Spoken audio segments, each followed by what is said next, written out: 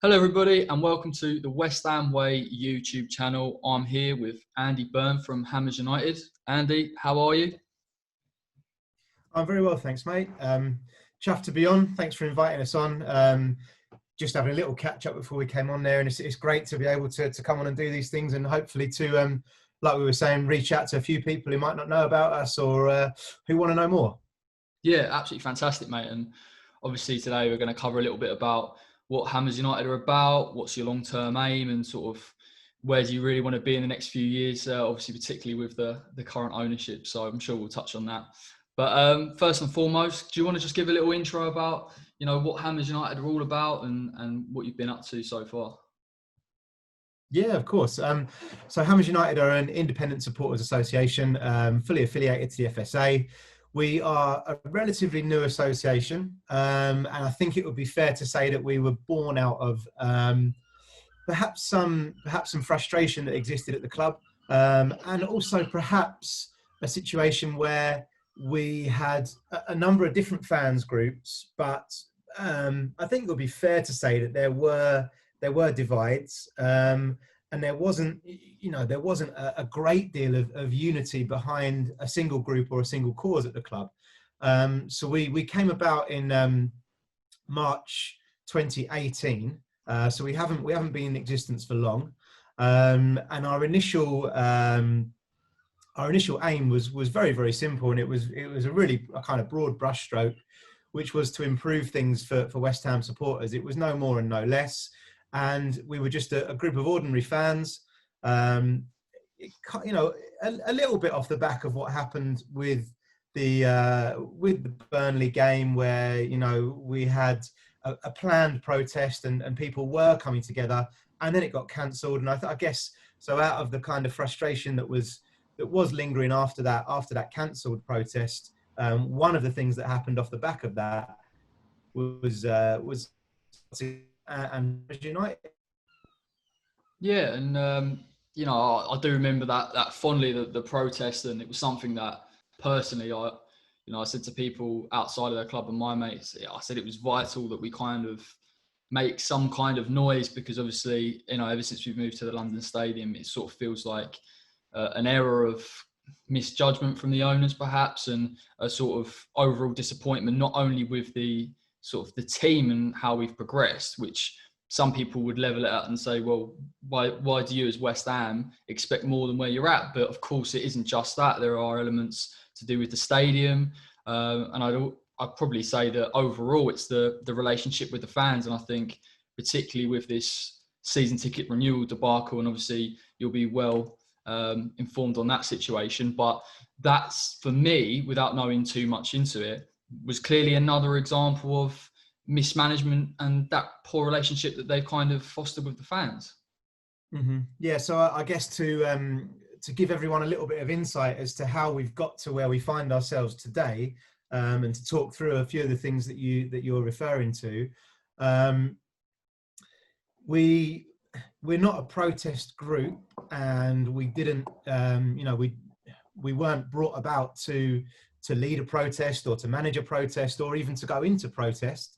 But the things that you're referring to there about the supporter experience and about how fans feel with their relationship with the club and their connection with the club, those kind of it very quickly became apparent to us that we had a great deal of frustration on our hands, and a lot of pent up anger, I would say, in some cases, from the way that supporters feel that they've been treated for a very long period of time. Now, when we first started out, we did decide to almost look at it with a clean slate, and we said, look, we're a brand new group, 2018. We haven't done anything before in terms of, like, we haven't tried to engage the club before, if that makes sense. Sorry, 2019. So initial failed process 2018, and then when we sat down was 2019. Yeah. And we're looking at it with a clean slate, saying, as a group, we haven't existed before. So let's see if we can make something happen that hasn't happened in the past. And so our initial kind of initial operation was all around pushing for dialogue with the club. we did that for the best part of a year. That took us through to around December 2019 and crossing over into 2020, when we finally did get a little bit of a breakthrough. And we did have a meeting with the supporter liaison officer at the club. But it took the best part of a year for us to get anything other than a standardized response from the club. And that standardized response from the club was, if you'd like to enter into dialogue, you would need to join the official supporters board. Right, okay. And we've maintained since our inception that the official supporters board is not the way that dialogue should be constructed, with a football club. You shouldn't have a club made construct to be the platform for dialogue with supporters. And so we had maintained that we wouldn't join that board, and that we wanted independent dialogue. That kind of takes us into early 2020, which was when I guess things really started to pick up and really started to take off in terms of membership numbers. And I have to be honest that a lot of that was because we decided to organise protests. So that really did help us grow as a group. And a lot of people wanted to be involved with those protests because they felt so strongly, not necessarily about what had happened to Hammers United in a year and the fact that we weren't getting anywhere, but people felt so strongly about what had happened to them over the course of the last 10 years with the current ownership at the club. And so organising those protests kind of propelled us into the spotlight. Have to say we were cautious. We were a little bit dubious when we were organising them. We were a bit worried. Someone said to me that, I was having a conversation with someone about the fact that we'd chosen to go ahead and organise a protest, and this other person, his point of view was, well, how can you stop it from turning into another Burnley situation? How can you stop it from spilling over into the ground? How can you stop people from going onto the pitch? How can you stop the whole movement, so to speak, from being discredited and then being back to square one? And that was something we were really concerned about at first. In his words, he said, well, you light a fire, you can't control how that carries on burning, what that takes out in its path. So we were really pleasantly surprised and really just thankful to our members and everyone who came along when the protests, first the static protest outside the Olympic Stadium, and then the stroll through the Greenway, when they were attended in the manner that they were. And also we were really pleasantly surprised with how people managed to separate the protest from the football. So, over 8,000 turned up for the stroll along the Greenway, and then you wouldn't have been aware that protest took place if you were in the ground that day. And off the back of that, our credibility started to grow. We got some favourable coverage in the media, and it kind of felt like the tide was turning a little bit against the current owners. Now, obviously, COVID-19 came along, and we made a conscious decision as a group to put things on hold because, well, we just didn't feel it was right to demand people's attention at a time when people's attention was probably turning to, job issues, family issues, health issues. People couldn't visit loved ones in hospital, couldn't attend funerals, had weddings cancelled, their kids weren't going to school, They were losing their jobs. So, we made a conscious decision to put everything on hold. And that kind of brings us up to where we are now, which is over the last month or so, we've, started to put content out again. We have now been engaged in some conversations with the club over season ticket renewals. And we're starting to get, the wheels are starting to turn again. So hopefully, we can kind of pick up from where we left off in March of this year. Yeah, I mean, you've touched on a lot of points, and obviously it's been a sort of whirlwind few years, but I think I in particular remember with the first protest, the very small, they tried to say it was small. It wasn't actually, in fact, because there was a lot of passionate fans behind there, and it was very vocal from our side. And what I was sort of impressed with was the fact that the media began to respect the credibility of the process. And I think the issue with the Burnley spilling onto the pitch, and as good as I wouldn't say as good, but certainly something that began to get this whole movement in traction, was that the media had an opportunity to jump on it and sort of frame West Ham fans as being unreasonable, etc., etc. So it was really good to see the media, in particular on the BBC, sort of say, well, it's well done, and began to get a bit more coverage. And that was a really positive movement. And I think when we're speaking about improving the dialogue with the club, there've been a lot of false dawns in that respect. And it's something that fans, I think it was long overdue, even really since they've taken over. And it's only till we've moved that we've kind of seen the fact that the lack of fan interaction has sort of negatively impacted us going forward.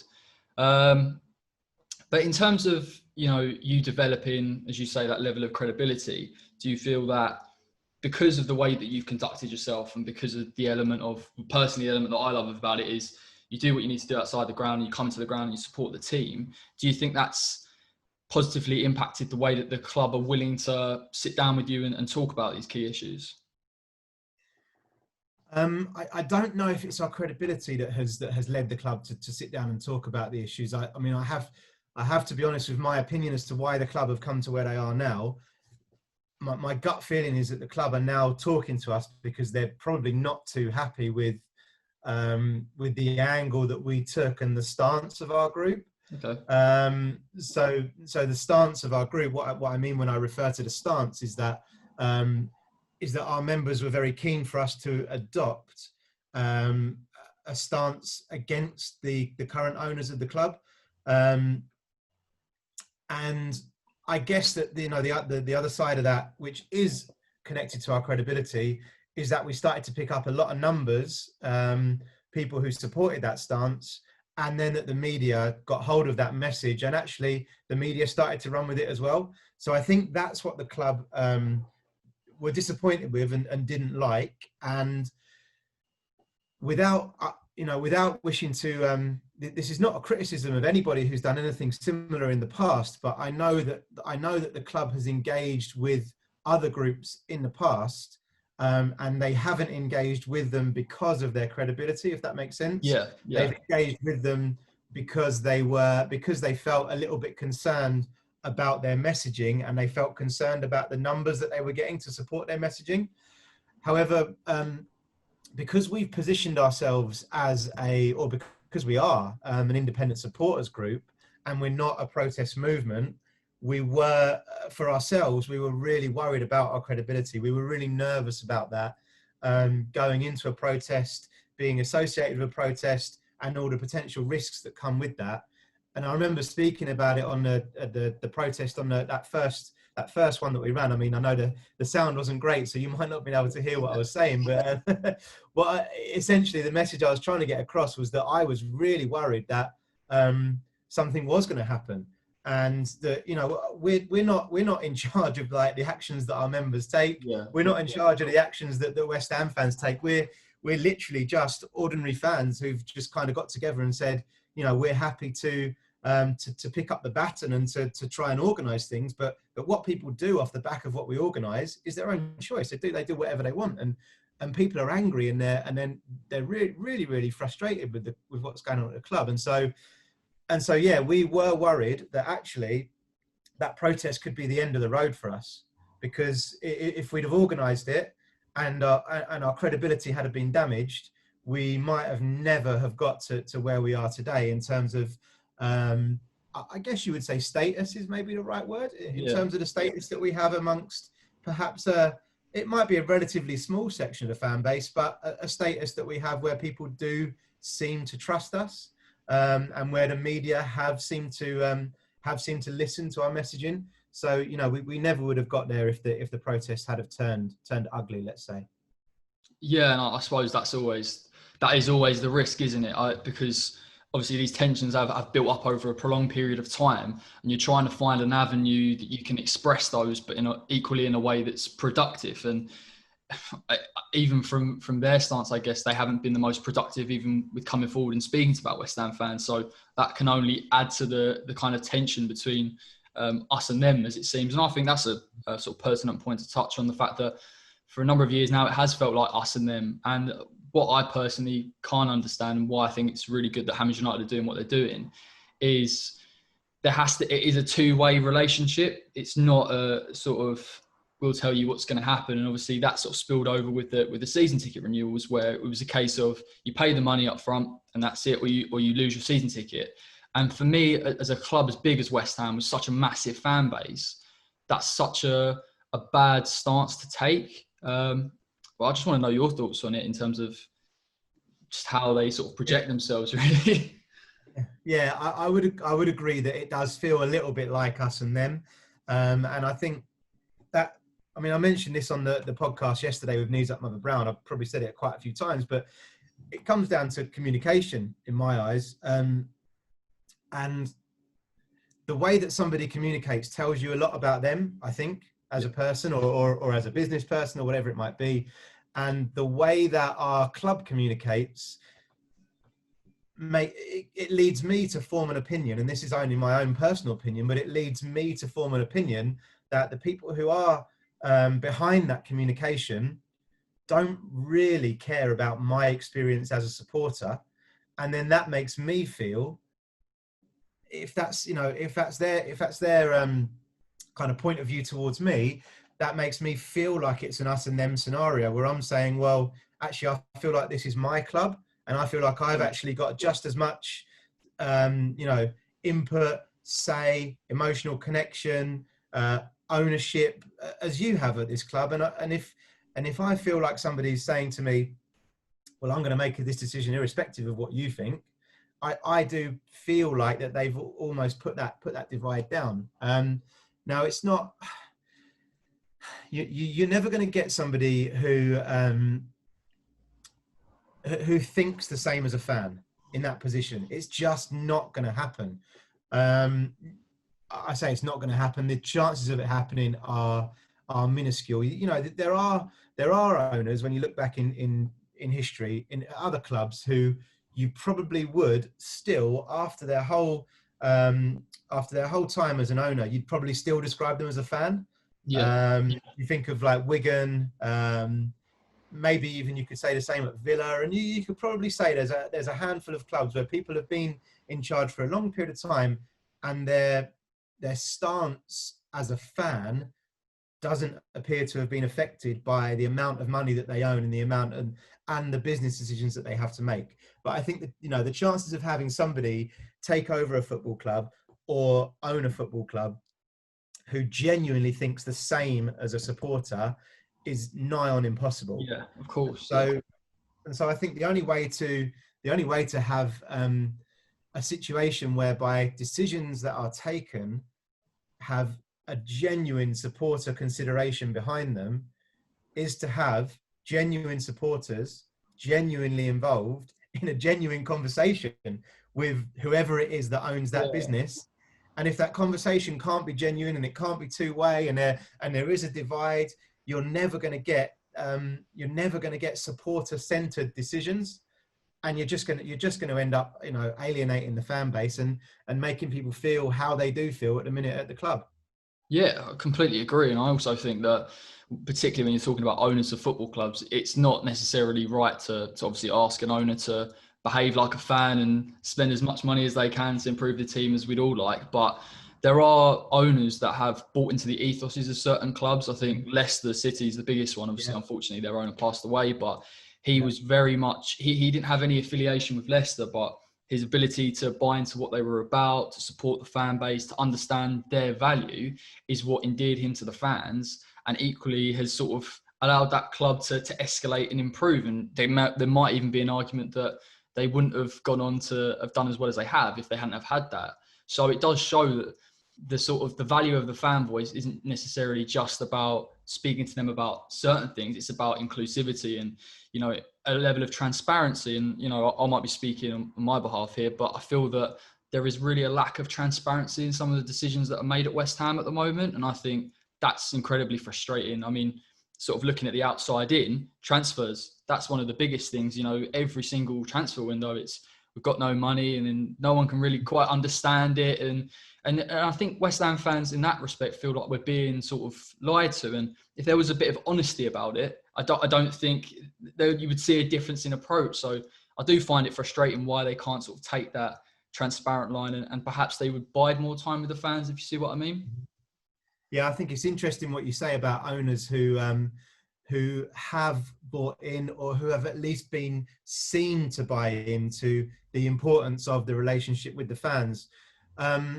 So I think, you know, football is a unique business where you don't have to do that, and you probably still make almost as much money, or on the face of it, you'll make almost as much money. So you can ultimately treat supporters pretty much however you want in football, and they will keep coming back. I mean, my cousin is from Coventry, and he's a Coventry City fan, and he will still go this season to St Andrews, like, and he hates it. He hates. Yeah, I forgot they taken residency there. Yeah, exactly. Yeah, so they're kind of in almost a worse situation than us, whereby even the ground that they were renting, they're not allowed to play in now. Wow. So but he's still paying his money. Like, he's still going there to watch them at a ground that he doesn't want to go to, under ownership that he doesn't like. You know, they've completely destroyed that club.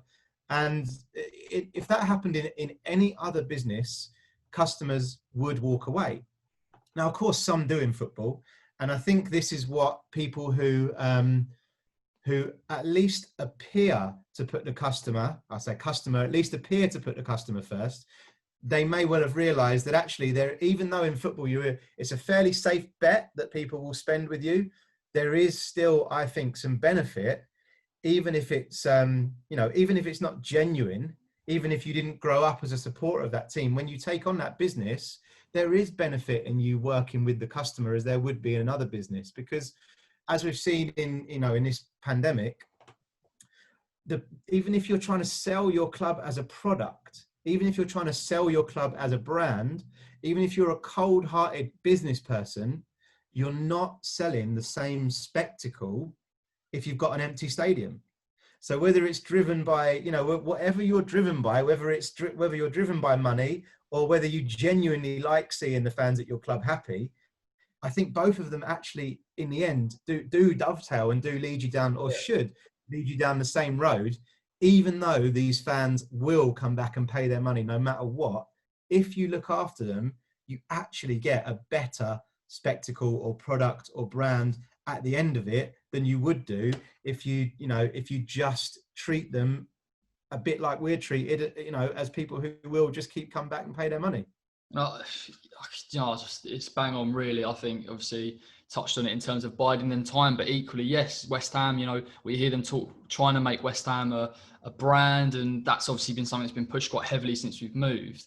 If you have a stadium full of West Ham fans that are supportive of the club, supportive of the stadium, they would have been able to foster that a lot quicker. And in some respects, it feels like that there's been a massive oversight. And one sort of different aspect to it, but one thing that stands out for me in terms of image is when we look at the investment in the club, particularly with things like the training ground, and you're trying to build a brand, you're trying to build West Ham to be a big club, and ultimately the training ground hasn't been developed, isn't as good really as it should be for a Premier League side. And there's been loads of journalists come out and say exactly the same thing.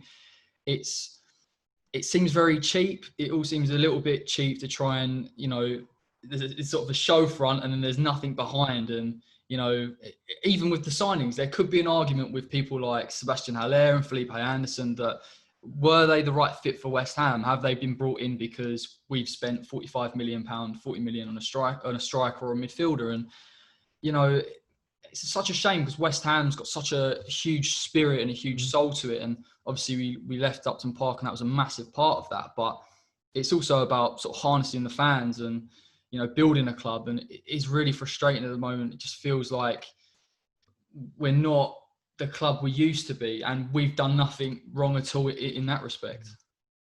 Yeah, I think a couple of interesting points there. I mean, the potential at West Ham is phenomenal. When you look at the amount of fans that we can draw in on a match day, and the kind of, I mean, I was shocked actually.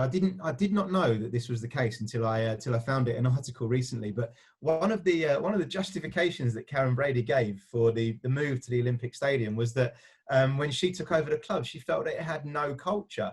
And I would describe I would have said West Ham is one, has one of the richest cultures in history in the UK, and it's such a exciting prospect for anyone who really wanted to come in and do a good job. And you talk about you talk a bit about that branding, and you look at a club like Liverpool, who I have no doubt that the owners of Liverpool are as keen, if not keener, on branding as our owners. I'm sure they're not stupid. I'm sure they know that they can make good money in the Far East, and I'm sure the owners of Liverpool know that. But the Spirit of Shankly are a really well represented fan group. They have a genuine connection with their owners.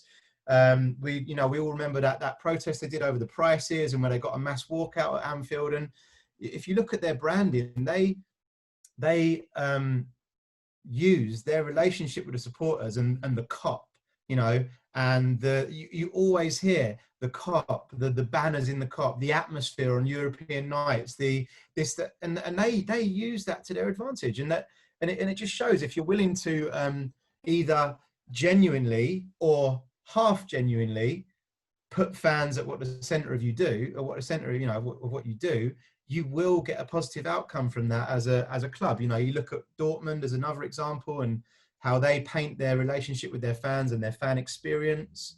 And I think it's just very, very, very frustrating that they either A, can't do it genuinely at West Ham, or B, don't even see an appeal to dress it up, so to speak.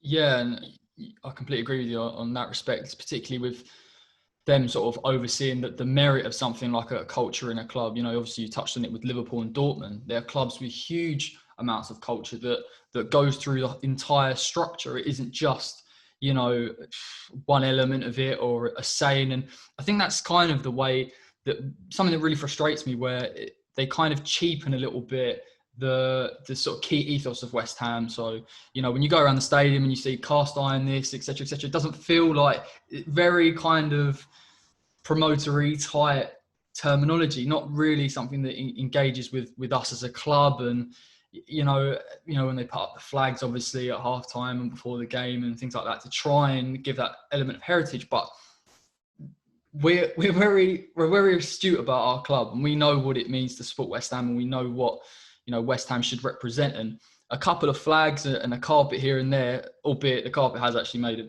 bit of difference, but it has to be more than that. It has to be with everything, even the football side. And I think that's someone, you look at Klopp at Liverpool, I mean, he's got it bang on. He knows what he wants from his team. And I've got absolutely no doubt that even the players in his squad, as talented as they are, buy into that ethos. And he's bought into that ethos of Liverpool Football Club, and it runs throughout the whole structure. And I would love us one day to have something like that. Yeah, and another club that I think are doing fantastically well on that front is Brentford. And again, I mentioned it yesterday in the Knees Up Mother Brown podcast. So I just think you talk, if you bring another thing alongside culture, you talk about culture and strategy, and we've probably got neither. And you look at the strategy of Brentford, and you started to talk about some on the pitch things there as well. And they're a club with a strategy, and even if your strategy doesn't work, at least you have one, rather than kind of, we feel like we pick players at random. We feel like we make decisions at random. We feel like sometimes some of the things that happen to the fans are done at random. But to pick up on your point about culture and perhaps where that comes from, I think, it's a bit of a frame, but people do say that fans are a football club. And I think really that your culture comes from your supporters, and so a way of maintaining that culture, because you don't necessarily have to build it at West Ham, you have to actually try and maintain what was there before. Yeah. A way of maintaining that is to put the fans at the center of what you do, because fans study that culture, they feel that culture, they live and breathe that culture. They have that emotional connection. So take any example that you could think of that you would say has damaged our culture. Let's just say the badge.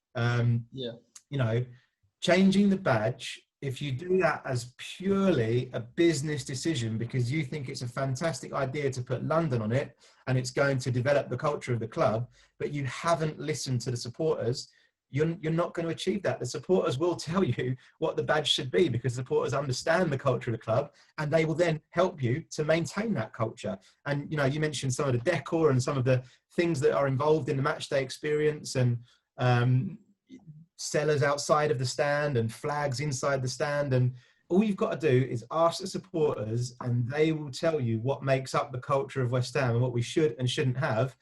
You know, what makes us unique. And eventually I'll come back to it. You know, it's a sad state of affairs, but basically it makes it a better product. Well, which of course sort of begs the question. If it's interesting, isn't it? Like, you know, sort of in my perspective, it feels like they make out like it's the impossible task to please the fans. What do they want? But really and truthfully, there's a number of fans that are willing to sit down with you, that are willing to be honest about it. And it's so frustrating that they almost like perceive it as criticism of them and take it a little bit too personally. And I think at this stage, it's not about being personal. It's about really kind of wanting some of the club that we had, you know, the Boleyn back. And it's not a hard issue, in my opinion. It really, really isn't. It is just a case of developing that dialogue. You know, no one's asking you to spend millions and millions of pounds. I know we'll probably touch on it, but obviously they're trying to redevelop the stadium and bring the two stands a little bit closer, which I think is long overdue. I think it was an obvious kind of oversight when we first moved in. But there are other gestures that you could do, particularly with the badge. The badge is incredibly frustrating for me, as it is for many others. The fact we've got London on it, when I don't know who was consulted regarding that. And that's the frustrating part, where they put it on there and there's clips of, you know, the owners saying, oh, it'd be like us being West Ham London. Why would we do that? I'm like, well, you've gone and done it. So who's made that decision for starters? That's the other part of it. Where's the level of accountability? Because, you know, I feel like there's a kind of a lack of trust with, you know, West Ham fans being sort of involved in it, because once you start getting people who are privy to these conversations at the level of transparency, of course there's a level of accountability. Whereas the minute you reduce that, it's almost impossible to trace what's true and what's not. And obviously with our kit, 125 years, a huge sort of moment for West Ham, and the crest comes out and it's still got London on it. And for me, that is just bizarre. And, you know, I can't believe for 1 minute West Ham fans would want that on there. I don't, so. I think it kind of comes back to what you said at the very start when you're talking about an us and them. We as fans do see it as an us and them. And I think the owners of the club also see it as an us and them. And I think they've actually got to the point where they would rather, and this is only my opinion, they would rather drive people away than reach out to those people. You know, you've got thousands of people who essentially will work for free. Like I don't get paid to do this. I'm just a fan, the same as any other fan who talks about the club in their spare time. And you've got thousands and thousands of people who would give you hours of their time to improve their football club. But what you do is you see them, you see that us and them situation, and you almost think that the board are kind of a bit fearful of it and are saying that, well, perhaps maybe the relationship is broken. So I'd rather that we just don't have those supporters, and that we potentially try and get some new supporters in, rather than we actually, welcome them and say, come on guys, like what we need to fix this. We need to fix the culture at our club. What can you do to help us? And sadly, I think it's probably gone beyond a point of no return with the current ownership. I mean, again, that's only a personal opinion, and if our membership ever instructs us that they feel that has changed, then of course the group stance will change, because we're not a protest group, we're not a GSB out group, we're an independent supporters group. So, as our members decide our stance, but my own personal feeling is, as just an individual, as just a fan, is that I think it's beyond the point of no return. And I think the only kind of solution here is new ownership, and then to start to really work on this kind of fan engagement model with those owners to make sure that we don't end up back in the same situation in 10 years' time. So with that being said, sort of how do you go into, I don't know the ins and outs, obviously you will, but how do you go into dialogue with the club in that respect? Because you're not taking an aggressive stance. It's not a case of a protest group, as you've said, but with that, opinion, how do you sort of go into a conversation with them knowing that you just don't feel that it's going to work? Is it a case of let's just try and get little things right, or is there still sort of ambitions to obviously have a little bit of an overhaul, and maybe even when new owners come in to maintain that level of fan engagement? Mm-hmm. Yeah, so I agree that it feels like a juxtaposition at the position that we're in, and but I think there is a way to separate it, and I think it's about understanding the three different levels that we're currently working on. In terms of having a conversation, I'd be more than happy to have a conversation with David Gold, David Sullivan, Karen Brady, and in that conversation, I'd be more than happy to stick to what I think, and I'd be more than happy to explain why I think that. I don't imagine I'll ever get that opportunity, but if I am ever in the room with them, I will certainly tell them that I'd like them to leave the club and the reasons why I'd like them to leave. But in terms of our position as a group, we're kind of working on three levels at the minute. So first and foremost, I guess is your bread and butter for an independent supporters association, and that is to try and improve operational matters at the club, day-to-day things that affect people's experience as a supporter. So you've touched on the season ticket renewals. So that's one thing where we have done and we will continue to do our best to try to affect an operational decision by the club that affects the day-to-day running of the club for the supporters. Now, we can do that whether we're in protest or not. I understand your point that we're kind of seemingly working with someone who we also don't want to work with. Yeah. But I think the way that we separate that is that these operational issues, for example, we're working with senior staff in the ticket office and the supporter liaison office, other members of staff at the club, and we're not kind of lobbying the club to get rid of the supporter liaison officer, if that makes sense. We're not asking for a total clear out of every member of staff at the club. So on the kind of lowest level, in the bread and butter level, we want to continue dealing with staff at the club. We want to continue working with the club in the broadest sense of the word, not individuals, but the club. And we want to continue to try to help support in any way that we can on issues that affect them. Then the second level that we're working on is really to try and address this in the longer term. Have you still got me? I've still got you, mate. You're still going. Sorry. Okay. So the second level that we're working on is something to try and address the whole issue of supporter engagement in the long term.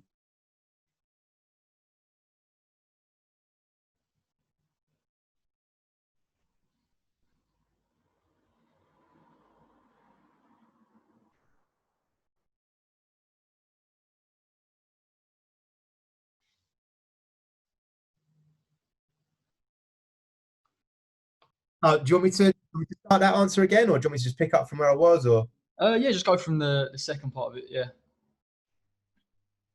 Yeah. Okay. So the second level that we're working on as a group is to try to do something a little bit more strategic and to put something in place that will hopefully allow other people to do what we're doing now more effectively in the future.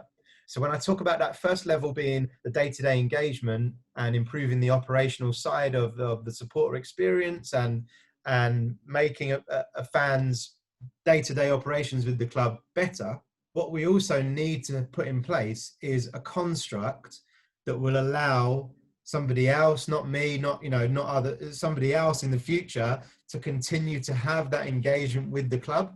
So the second thing that we're working on is a strategic construct where we can say, this is the model for supporter engagement that we would like at the club.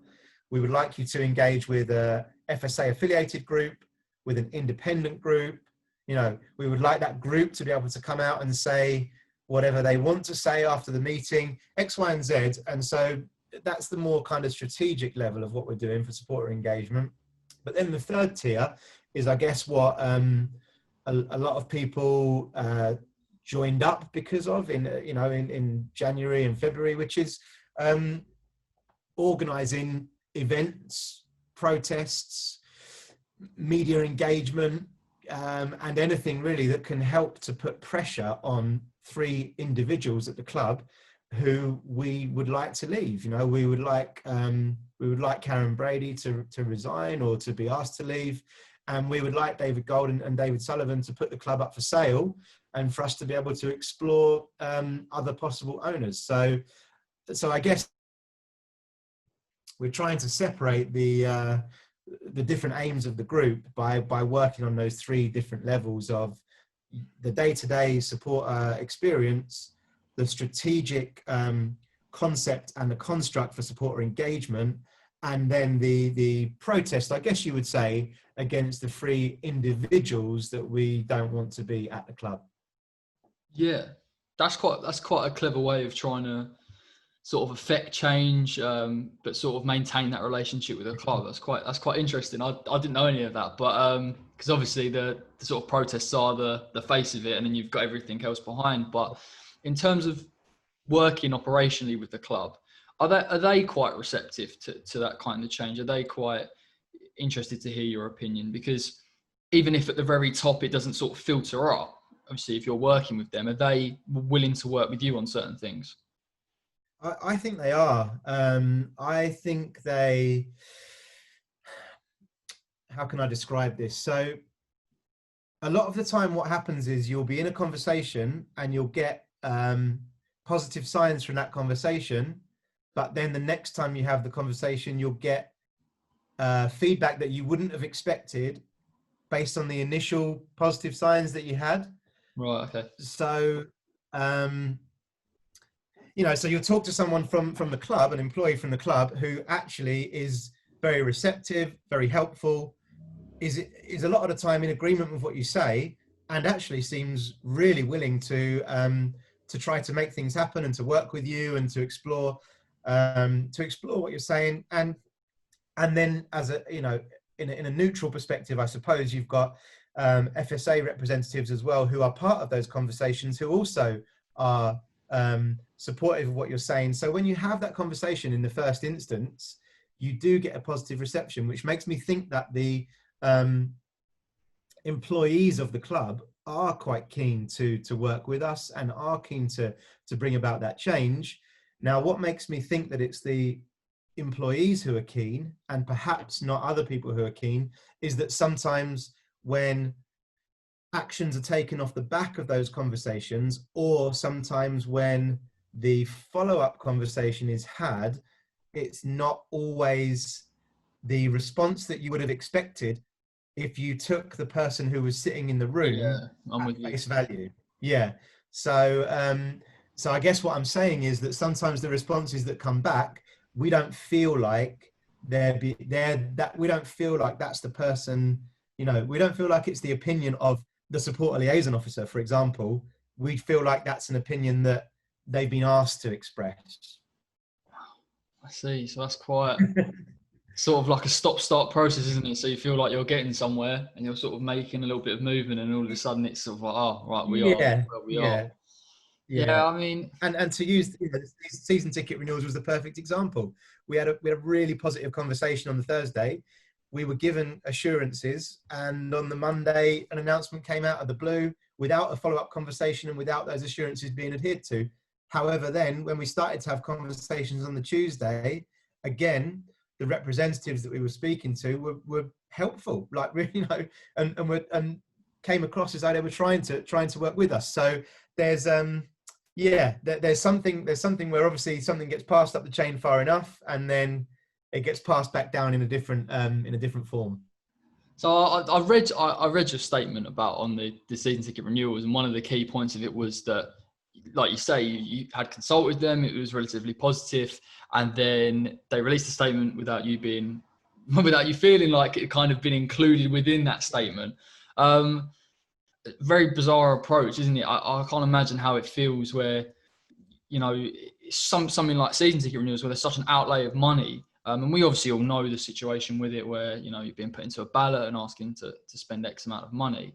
To not feel like you're being listened to in that respect, has got to be even more frustrating than even some of the sort of longer term aims. You know, it seemed like the season ticket renewals was a fairly, I wouldn't say easy thing to resolve, but certainly a thing that 100% should have been consulted with properly before a statement was released. And there can't be no surprise on their behalf when people reacted the way they reacted if they weren't able to engage properly. And I don't know how you feel about the third option. That was all a bit bizarre as well, where you've taken a real hardline approach, and then all of a sudden you've gone, oh, by the way, there's a third option, and almost pretended like that was part of the whole sort of plan. Is it kind of just for you like another thing that you get frustrated about, and you have to sort of pull them up on and say, well, hold on a minute, you know, that's not what we decided. And what's even worse is the way that they say stuff like, we've consulted with fan groups, and you're working hard to genuinely make that change, and then everyone thinks that you haven't done what you should have done. Do you see what I mean? It's it's strange, mate, isn't it? I agree. It's an odd situation, but I think I think what it probably tells you is it probably gives you an insight as to how supporter engagement has happened over the past 10 years with the current ownership, and it probably gives you an insight as to maybe the way that they thought supporter engagement would continue to work. And what I'm hopeful of is that, you know, I might be completely wrong, but what I'm hopeful of is that this could be different. And the reason I say that is that after the announcement was made, we as a group were very quick to come out and say what we said, to release our statement. I think I was on West Ham Fan TV the next morning, and I'm not trying to point fingers at anyone who's been involved in any engagement in the past, but I don't think that the people who were involved in that engagement in the past would have been in a position to come out and say that. I don't know enough about it, so I can't make accusations, but I have heard talk of things like non-disclosure agreements being signed before certain meetings take place. So, and there's also been talk of individuals having certain connections with the club where it wouldn't be in that individual's interest to come out and say something against the club, and those individuals being consulted in in fan engagement meetings. Now, again, I must stress, I'm not making any personal accusations. I don't have enough detail to make any accusations like that. It's just, I suppose I could say that from my point of view, it would be an open question to say, well, why hasn't somebody come out in the past and said exactly what has been said in these meetings? Why has it taken until now for someone to come out and say that, and then for a decision to be kind of changed? I mean, some of the meetings, the subgroups of the OSB, the club didn't minute those, so they didn't have to, but subgroup OSB meetings didn't have minutes, so it was always a bit of a mystery as to who, if you'd have been in that subgroup meeting, it was like, exactly, no accountability or reference point. So I think what the club would like to do ideally is probably not to engage with Hammers United or an independent group, and probably to continue to do supporter engagement through a construct that they have created, because I think it's much easier for them to do that.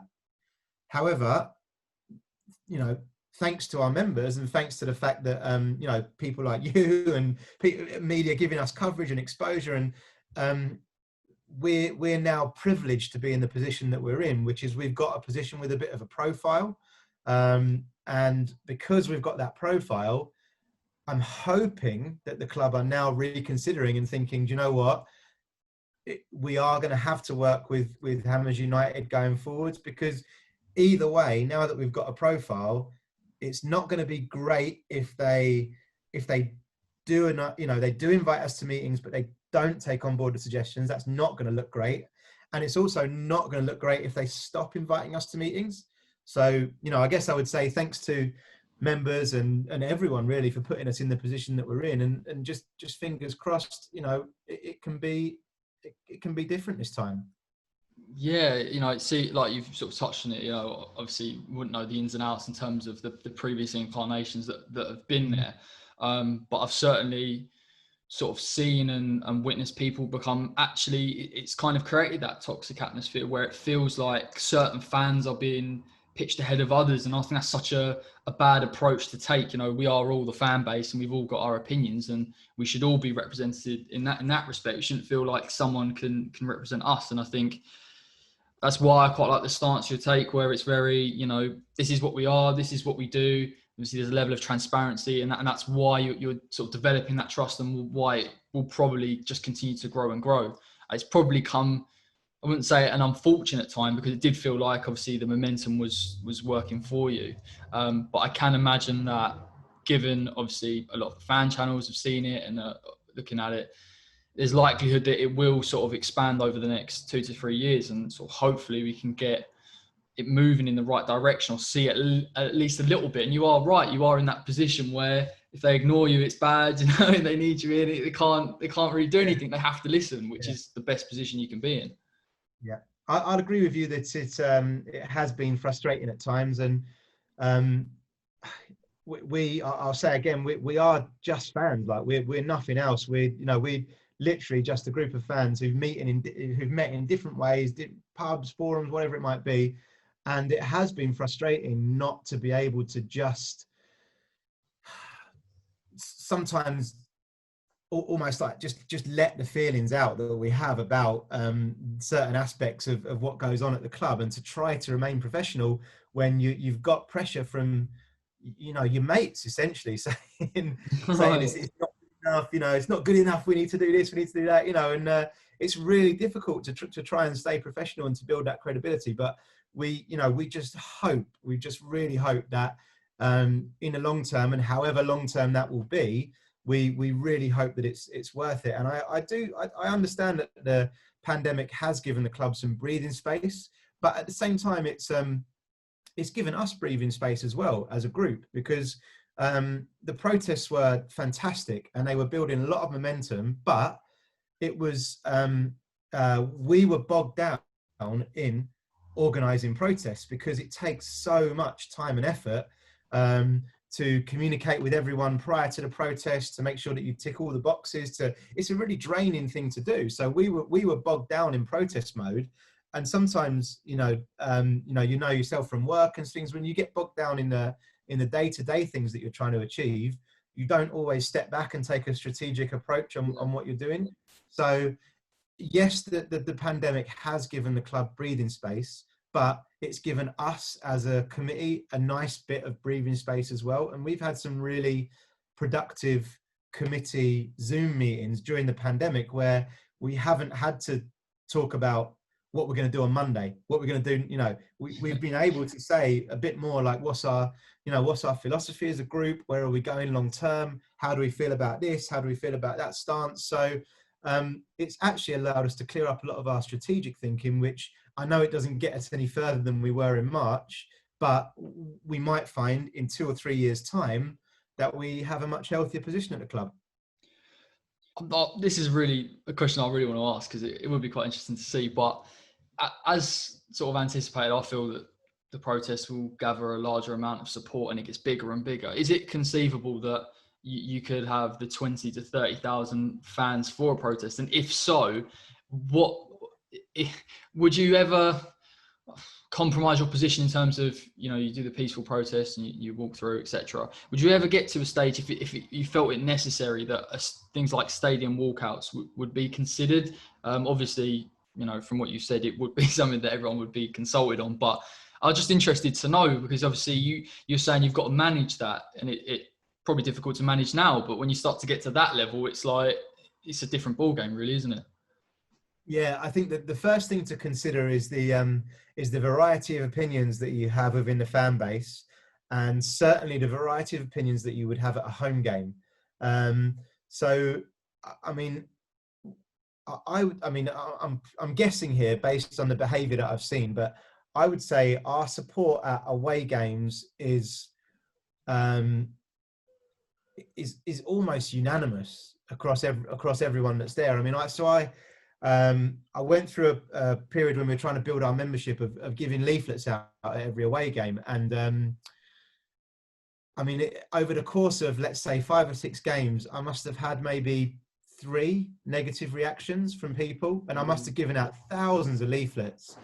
And then you look at what we did at Anfield, and then even at Arsenal. I mean, at Arsenal, at very short notice, I went onto Amazon and bought 2,000 balloons, and I just went round and handed them all out, before the game, and no one said anything negative, and everyone, was kind of backing the protest that we asked them to, which was in the ground before the game, and then they supported the team afterwards. But I think at a home game, you have a different mix. Not necessarily a negative mix, but it's not the same. It's not your same supporter who goes to every away game, but who might not be able to afford to go to all the away games, but can only do the home games. Who might have other commitments in their life. They might not constantly be on the forums and on Twitter and Facebook, and they might just be having a day out with their family. Or so the challenge for us, first and foremost, to take those protests to the next level, is to make sure that a larger audience understands what we're protesting for, what they're about, and then I guess they'd be more likely to support it. And the other thing that we're conscious of, which is it doesn't mean we wouldn't do it, it's just a balancing act, is that the protests they've got favourable media coverage because of 2 things. Now, one is because of the conduct of the people who've attended those protests, and 2 is because of the number of people who've attended them. So if we were to do something that, let's say we called a walkout and only 5,000 walked out, you wouldn't see it. So it wouldn't get the coverage because, 10,000 people have walked out by 75 minutes anyway at the London Stadium. So, but what we had in our previous protests was something that looked really vast. It looked really well supported, and something where people's conduct, the people who were there, their conduct was impeccable. So the question marks for us before we organise something are: A, is it going to get big enough backing in the in the arena that it's in, and B, are we going to be jeopardising our credibility and jeopardising the slant of the media coverage? So then I guess if you could tick those 2 things off, you're then saying, right, okay, how can we then reach that target audience to make sure they really understand, why we're asking them to take part? Yeah, and it's like you say, it is that idea of imagery, and that I think if everybody, sometimes it can be portrayed if it's only a certain amount of people doing it, particularly with the stadium walkouts, because I appreciate you're being put into a position where you do want to support West Ham, you do want to watch the game, you're being asked to sort of forfeit that. So it's a huge gesture, and only something that I imagine people would have to feel really, really strongly about something to do. But what we've seen from people like Newcastle fans, where they've tried to, from what I hear, they've tried to sort of get something going, and it's never really mobilised because there's no sort of uniform approach. And even in that situation with Mike Ashley, they all feel the same, and it's just hard. And it's that balancing act, isn't it, between trying to get everybody on board. People want to enjoy the football, people want to be there. It's such a huge ask, but it's just interesting from my point of view. I think specifically with Gold and Sullivan, not many.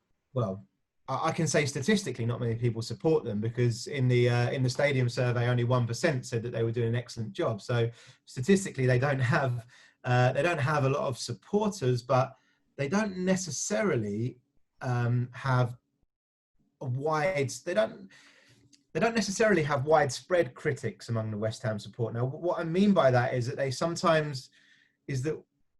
they survive off the back of lethargy sometimes. Now, so what we come up against as a group is people who will say to us, two things would be the main. So the main argument for not taking part in a protest would be either A, oh, what's the point? You're never going to affect it anyway. Which, you might look at the Ashley situation and say that they haven't affected it, although at least he has put the club up for sale. Yeah. So A, they might say, well, look, you're never going to affect it, so what's the point? or B, people will say, well, are they really that bad? You know, they'll say, oh, we could end up with worse, so why don't we just kind of settle for what we've got and try and make the best of what we've got? So I think it's just a challenge to do exactly what you said, which is to get enough people feeling motivated and passionate enough about that subject to get them to actually commit to doing something different on their match day routine. And you know, getting 8,000 to leave the pub early and to make, you know, what was quite a lengthy walk is a massive achievement. But you know, yeah, of course we want to take things to the next level. And if and when the protests do return, it would be great to get a bigger support and something that looks even more spectacular than it did on that day. Yeah, and you sort of touched on it, but the stadium survey was quite something to see the results on. It was that kind of moment, wasn't it? Really, where everyone felt, hang on a minute, my voice is going to be heard, and obviously they reacted. And that's what you say when you're trying to engage opinion. It is obviously very difficult when either you're handing out flyers, you're trying to get people involved. When you see results like that, it just becomes, you know what you're doing. You're like, well, there is a large majority of people that think the same. It's just trying to sort of mobilize that and get that going. But for me, that was one of the things I looked at and went, I mean, that's pretty damning, to be honest. Yeah. And I think I just think that the challenge that lies ahead for Hammers United is the same challenge that has done ever since we started, which is to try and unite what was and what probably still is quite a fractured fan base. I feel like every day, with everything that we release, with everyone that we talk to, and you know, with the work that we continuously put in to try to push home our messaging, I do feel like every day someone in the support does turn around and say, oh right, yeah, these guys seem to be you know, they seem to be doing things the right way. And I think we just need to get to a position where we can bring in an ideal world everybody under that same umbrella. I know that there are I mean, it's no secret. There are certain websites and there are certain individuals who get a really rough ride from West Ham fans and who are not popular amongst the fan base. And I would never ask anyone to be friends with someone I didn't want to be friends with. But you know, in an organisation, what you've got to have is you've got to try and have unity behind, you know, one set message, one set cause, whether you like the people that you're standing next to or not. And that's the challenge for us, really. You know, we are an open church, so to speak, and we welcome anyone to be involved and to be part of our membership. And the more people we have on board, and hopefully if we can keep our messaging in line with what those people want, you know, the stronger we get, and the more chance there is that we can do some real strategic change at the club and things that really will improve fan engagement in the future. It's brilliant, man. I do hope we get there eventually. I feel like we will. I feel like it's a long battle, but we'll get there. Just a quick one, really. I mean, we haven't really sort of touched on football, but let's just have a little conversation. How did you find the end of the season? As stressful as everyone else, I suppose. Yeah, do you know, I thought we looked all right last couple of games, didn't we? Calm down a bit. Antonio sort of came good, scored a few goals. I mean, he reminds me a little bit of Marlon Harewood in a way, where on his day he would be unplayable, and then sometimes you'd watch him and think, well, you'd honestly think I could do better than this bloke out there sometimes. But no, you know, I guess that's what stops someone from being a really, really top level player, is that they don't do it every single game. But when he's on form, he's brilliant. I'm just praying we don't sell Declan Rice. I am just praying that we don't get rid of him. Honestly, the lad is class. If we can just get one or two more seasons out of him, build a team around him, you never know. He is absolutely brilliant, that kid. Oh, mate, I've sung his praises probably in every single video I've done. But yeah, I was saying in another video, he's absolutely irreplaceable. I mean, what do you do with a guy that's 21? He's an England international. He's played every minute, so he's not injury prone, and he's just consistently getting better and better. One thing that I've noticed is how he's sort of gone from being a centre back when he first came in the team, and now he's almost like a fully fledged centre midfielder. And it's so rare that you see someone, and it could be a lot down to his attitude and his level of maturity, but he just seems to just get better and better and better. And it's like, when does the ceiling come in? He scored a brilliant goal against Watford, and you think, I'll tell you what, if Declan can get 10 goals a season on top of what he's doing, we've got some player. I mean, his price goes through the roof again. Talking about him getting better, I remember Liverpool away on the first day of the season. It must have been 2 seasons ago up at Anfield, and I think it was his first performance in a defensive midfield role. I'm pretty sure he got taken off at half time. I said to my mate, and I said, he's never going to play defensive midfield again. That's him done. Like he will definitely be a centre half, because he didn't look comfortable at all. One of the things Noble does so well is he receives the ball with his back to goal in those little positions where he goes in and picks it up off the back foot, and he never gives it away. And Rice didn't look like he wanted the ball that day against Liverpool. He didn't look comfortable coming to receive it in those areas. But the way he's developed his game since then, it's absolutely phenomenal. And another time I went to, I won't say which club this guy works for, but I went to meet a mate of mine who's a scout for a top club in the Premier League. This was a little while back, so it's nothing current, but he'd been sent to watch Declan Rice. And I said to him after the game, what do you think? And he said, yeah, he's phenomenal defensively, ticks every box in that aspect. But he said he doesn't drive on. He doesn't. He's not quick enough to transition from defence to attack. That conversation was probably a year and a half ago, and now he does drive on. Like he's added that to his game. He goes past people. Maybe he's even shot a bit too much recently. But some of the some of the crossfield balls he plays now, and some of his transition. He's a complete player, and I think I'm going to say when he goes, because I think it probably is only a matter of time. But when he goes, it will just kind of bring me back down to earth and remind me that no matter who we produce from our academy, if they're too good.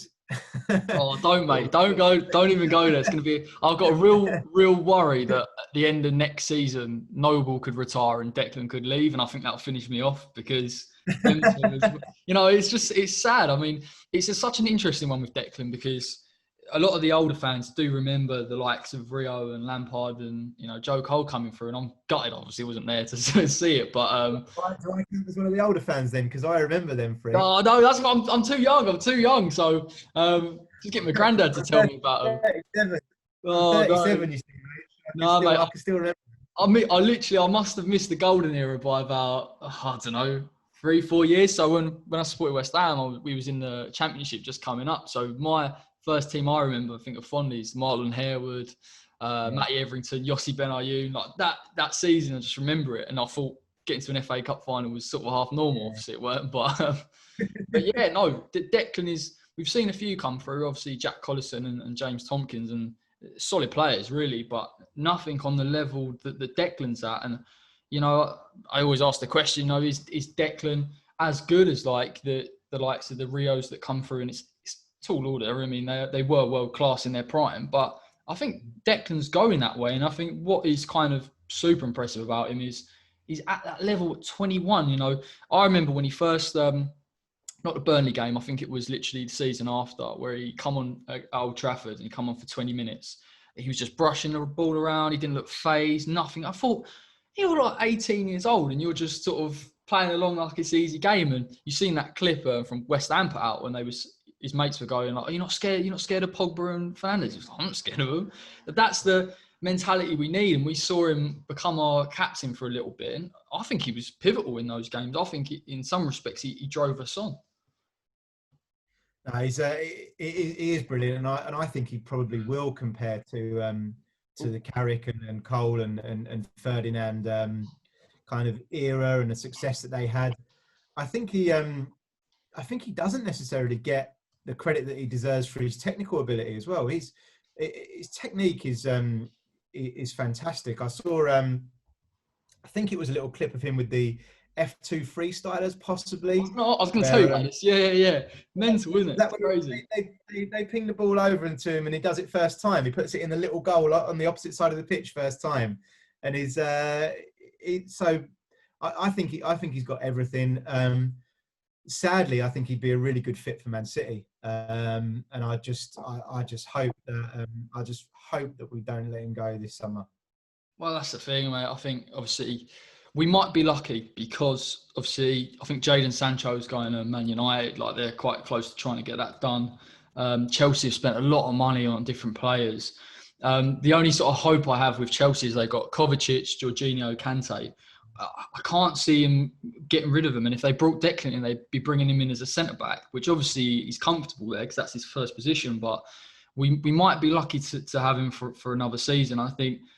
But once you get past that, it only takes, I don't know, I mean, Fernandinho's still going at City. I mean, when he eventually goes, I mean, Declan's perfect. I mean, it's just improvement. And I hate saying it because I don't want it to happen. I really don't. But if you just look at football. It's football, like we're trying to get in the transfer move. No. It's mate, it's awful because I say it and I'm like, oh, I'd be good at it. But I mean, it'd be good at every team. You get into a top team. But when you look at people like Guardiola that sort of take players on, because you sort of feel fond of him now, don't you? You think, oh, Declan, he's done really well for us and all this stuff. But listen, I think if I like to say if he goes, because I just hope he don't go, but it's going to be one of them Groundhog Days, isn't it? Where we don't know how much money we're going to get for him. It's going to be huge. As long as we invest that right, it'd have to be one of those ones where you get quality players across the pitch, not just little deals here and there. Because one of the key issues I had recently, or not recently, but recently in history, is when Payet left. And Payet must have been best player in Europe easily. He's in the Ballon d'Or list and all this kind of stuff. Sold him for 25 mil. And then brought Robert Snodgrass in. Now, I know Snodgrass puts a shift in, but, I would have thought we would have, tried to have got a player of the same ilk. So, yeah, really wary of that. Comes back to strategy, mate, without starting the same conversation again, Yeah. Transfer strategy, yeah. Yeah, unfortunately, yeah. I mean, we get him off Championship Manager, don't we? So I just... we've only got one scout, so that is the most mental thing. I think the transfer strategy is the thing that gets everyone, because I honestly didn't know how bad it was. We sort of over the past 10 years have had random signings, and obviously Sullivan and Gold with their striker options has been appalling. But the more it goes on, the more you think, yeah, but we as fans, we can see the issues: fullbacks, maybe another midfielder. We've only got 2 strikers up front, get another 2 of those in. And it just doesn't seem to happen. And even in this transfer window, you've got Eze from QPR, you've got Ben Rama out there. Obviously, Matty Cash is, I think Burnley bid for him, and it's someone I did a video on. And I was like, it's a no-brainer. And you watch these players and you think, why are we not going out? And another thing as well, you've got clubs going, we'll spend this amount of money here and this amount of money here, but we've been told we've got no money. And I find that really odd. We're all in the same position, but some people have just got a bit more than us. It just worries me, really, really worries me, to be honest. Yeah, I agree. And the signings they just don't seem to join up in any way, shape or form, do they? They just seem to be a bit random. And what was revealing for me was the story that Allardyce told. I don't know if you heard where he came out and said basically someone that he'd never watched, didn't know, would turn up at the training ground one day and he'd be told that was his good signing, yeah. Yeah, and that basically he'd better play him. And if that's the strategy at the club, then I'm afraid there is no strategy, and it's just going to continue to be random signings until perhaps we get a director of football maybe that knows what they're doing. Yeah, mate. And yeah, you look at Brentford, and we touched on it earlier, how good they are. It was my mate the first time he went, oh, Brentford's scouting system's unbelievable. And you go through the list, sell Mopé, get like 20 mil from him, bring like Ollie Watkins in, Ben Rama's from like Nice or whatever, it's crazy. And this is the thing that gets me so much. It's like, none of these clubs have massive outlay. They're not going, we'll get Anderson for 40 mil. They'll get a player in that they've identified, scouted for 2-3 years, and then go and make a massive profit and then use that and reinvest. I'm not saying it's simple, because obviously I'm not in that kind of field, but it does make you wonder, doesn't it? Like, it is a bit crazy. Yeah, no disrespect to Brentford, no disrespect to them at all, but if Brentford can do it, why can't West Ham? If Brentford can do it, West Ham should be doing it. And I don't think there'd be many people that would argue with you if you were to say that West Ham were a bigger club than Brentford. Yeah, exactly, mate. That's just what's so frustrating as a fan. I don't know if are you going to get in on the transfers, try and sort their strategy out, try and help us out a little bit. Can you sign some younger players and a right back and all that kind of thing? Yeah, it's going Yeah, to I be, mean, one when of I those. said we need a director of football who knows about football, mate, you don't need me. You need someone who Just to force it, and then let someone come in. But yeah, cheers, Andy, mate. Really appreciate you coming on. It's a good eye opener for me as well, sort of hearing about it, and I'm sure other people will be, interested to hear about what's going on. And best of luck for the future. And obviously, got my full support, and I hope we finally sort of make that change that's going to help the football club out. Really. No worries, mate. It's been a pleasure. Thanks very much for having me on. No worries. Take care, fella. Cheers, mate. Take care.